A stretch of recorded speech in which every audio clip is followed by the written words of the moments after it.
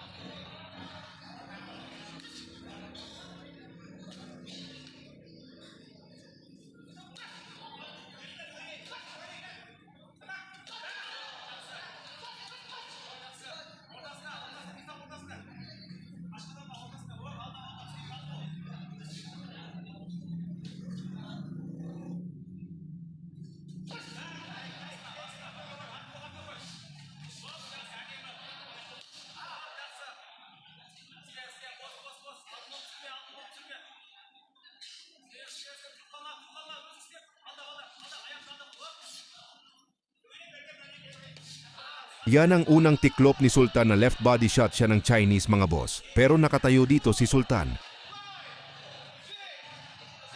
Ayan o, matibay rin sa bodega.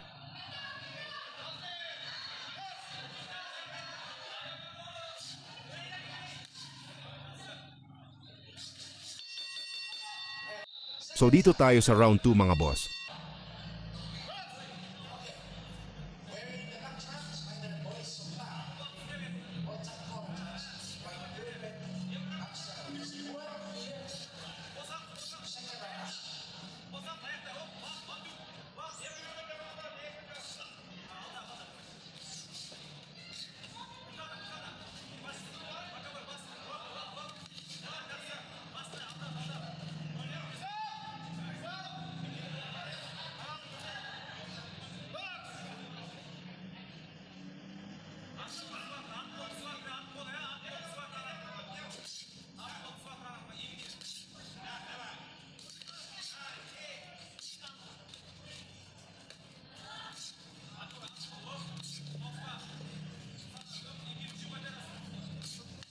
Ito ang pangalawang bagsak ni Sultan na sungkit na naman sa body shot. Pero matibay mga boss, muling nakatayo si Sultan. Kung sa iba ito malamang baka hindi na makakatayo si Sultan, pero matibay din talaga.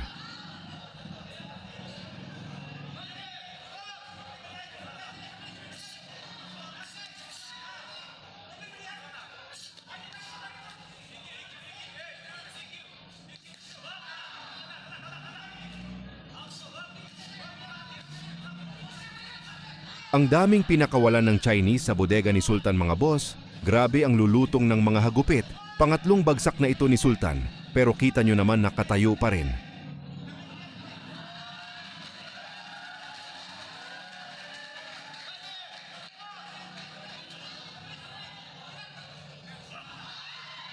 Ayan isang left body shot na naman. Grabe mga boss, pang-apat na bagsak na ito ni Boy Sultan. Mukhang may anting-anting yata itong bunsong kapatid ni Jonas Sultan mga boss. Sobrang tibay.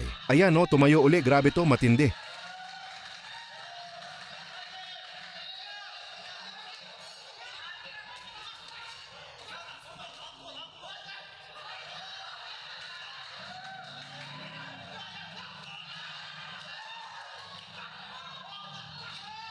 Opsus! Ayon sa referee mga boss, hindi daw yan bagsak, parang nabatukan pa dito si Sultan.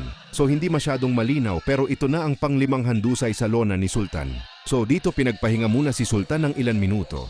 Pero maya-maya lang tumayo na itong si Sultan mga bossing at game uli.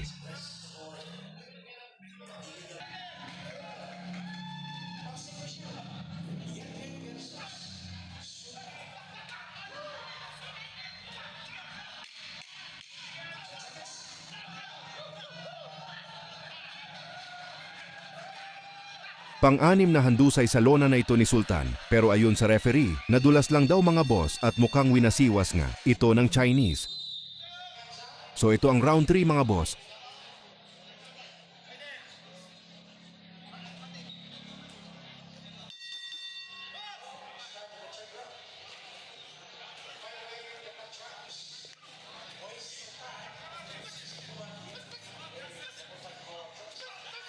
Grabe to mga boss, talagang bayuhan dito ng bodega.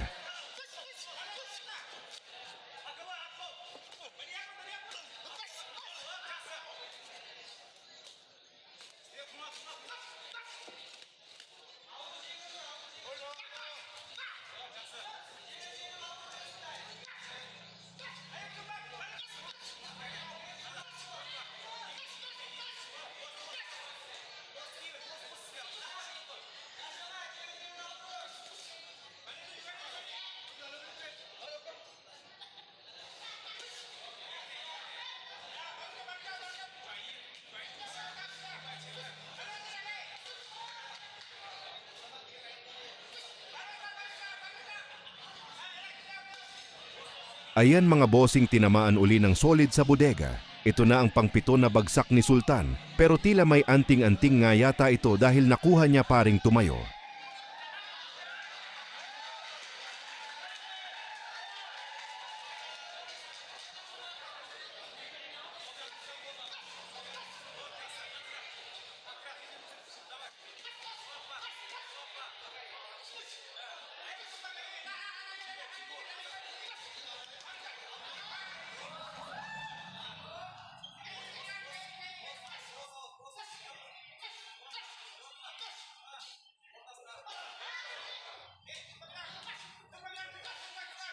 Ayun mga bossing, muling nasungkit ang bodega ni Sultan, kaya dito na ito tuluyang tumiklop.